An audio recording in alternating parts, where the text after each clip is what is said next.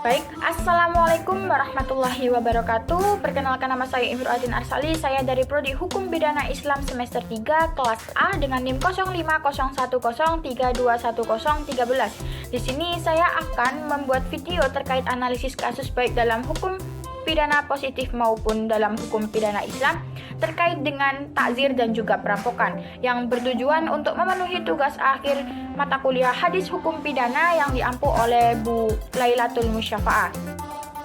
Nah, untuk kasus yang pertama saya membahas terkait dengan takzir, yaitu suap menyuap yang dilakukan oleh Bupati Bangkalan sebesar 5,3 miliar dalam kasus lelang jabatan. Saya kutip dari jawapos.com, Bupati Bangkalan ini menerima suap sebesar 5,3 miliar dari Kepala Badan Kepegawaian dan Pengembangan Sumber Daya Aparatur Agus Eka Leandi, Kepala Dinas Pekerjaan Umum dan Penataan Ruang Wildan Yulianto, Kepala Dinas Ketahanan Pangan Ahmad Mustaqim, Kepala Dinas Pemberdayaan Masyarakat dan Desa Hosin Jamili, serta Kepala Dinas Perindustrian dan Tenaga Kerja Salman Hidayat.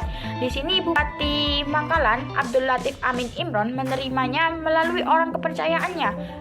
Fee komitmennya sebesar 50-150 juta secara tunai, dan di sini berawal pada saat pembukaan seleksi jabatan pimpinan tinggi JBT termasuk promosi jabatan untuk eselon 3 dan juga 4 di Bangkalan pada periode 2019 sampai 2022. Nah, jika kita analisis kasus tersebut, jenis tindak pidana yakni suap menyuap dan merujuk kepada korupsi. Lokasinya pada Kabupaten Bangkalan, Madura pada tahun 2022 dan pelakunya yakni Bupati Bangkalan sendiri, Abdul Latif sebagai penerima suap dan AEL, WY, AMHJ dan SH sebagai pemberi suap. Nah, di sini motifnya yakni lelang jabatan pada Pemkab Bangkalan, dan dari pelaku tersebut dapat diancaman pidana sesuai dengan Undang-Undang Nomor 20 Tahun 2001 tentang Pemberantasan Tindak Pidana Korupsi dengan pidana paling lama 5 tahun dan denda paling banyak 250 juta. Nah, jika kita analisis dalam hukum pidana Islam, jenis tindak pidana tersebut termasuk jenis tindak pidana takzir atau suap menyuap dengan kategori jarimah takzir dan ancaman hukuman sesuai dengan keputusan yang telah ditetapkan hakim dan serta dilaknat oleh Rasulullah Shallallahu Alaihi Wasallam sesuai dengan hadis riwayat Ahmad nomor 21365 yang berbunyi, hadisana Al-Aswad bin Amir, hadisana Abu Bakar yakni Ibnu Ayyas an Lais an Abu Al-Khattab an Abi Zur'ah an Saubah qala la an Rasulullah Shallallahu Alaihi Wasallam ar-ra'syah wal murtasyah war-ra'isah yakni alladhi yamsiyah bainahum, yang artinya telah menceritakan kepada kami Al-Aswad bin Amir telah bercerita kepada kami Abu Bakar bin Ayyas dari Lais dari Abu Al-Khattab dari Zur'ah dari Sauban berkata, Rasulullah Shallallahu Alaihi Wasallam melaknat orang yang menyuap, yang disuap dan perantaranya termasuk broker dan juga maklar. Untuk kasus yang kedua yakni kasus perampokan yang saya kutip dari medansumutpost.com terkait dengan kasus 18 kali melakukan perampokan, 3 tersangka penjahat dibekuk kepolisian. Nah, di sini bermula pada saat kepolisian menerima laporan dari seorang warga GDC yang merupakan korban kejahatan. Saat itu, ketiga pelaku merampok handphonenya di daerah Jalan Sei Batu Medan pada Agustus 2022. Dan di sini korban kehilangan handphone merek iPhone 13 Pro Max. Dan kronologinya yakni saat korban baru pulang dari sekolah dan hendak menelpon kakaknya untuk menjemput, kemudian pelaku langsung melakukan aksinya dengan merampas handphone tersebut memakai sepeda motor dengan ketiga kawannya.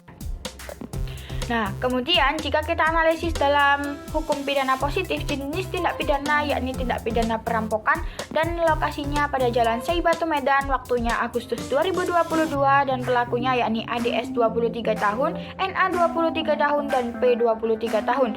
Korban warga GDC, anak sekolah dan banyak korban lainnya karena telah 18 kali melakukan perampokan atau aksi kejahatan.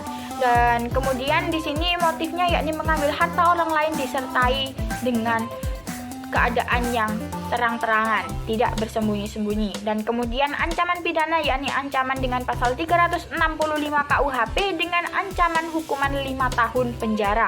Dan analisis kasus dalam hukum pidana Islam ini, jenis tindak pidananya merupakan tindak pidana hirabah atau perampokan dan kategori jarimahat Ancaman hukuman yakni had, namun dapat digantikan dengan takzir tergantung dengan unsur-unsur yang terdapat dalam hirabah, dan dalam kasus ini kejahatan yang dilakukan secara terang-terangan dan mengambil harta dari orang lain tanpa adanya pembunuhan. Dan di sini bisa jadi ancaman hukumannya merupakan suatu potong tangan. Di sini juga hampir sama dengan pencurian. Yang bedanya adalah di sini dilakukan secara terang-terangan.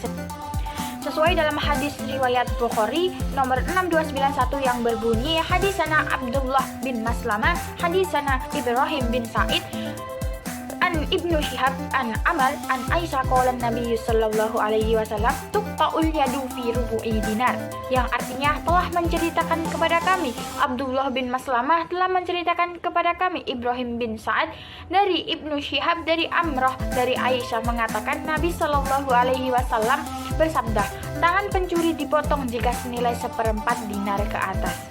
Itu saja yang bisa saya sampaikan, kurang lebihnya saya mohon maaf. Wabillahi taufiq wal hidayah, waridha wal inayah. Wassalamualaikum warahmatullahi wabarakatuh.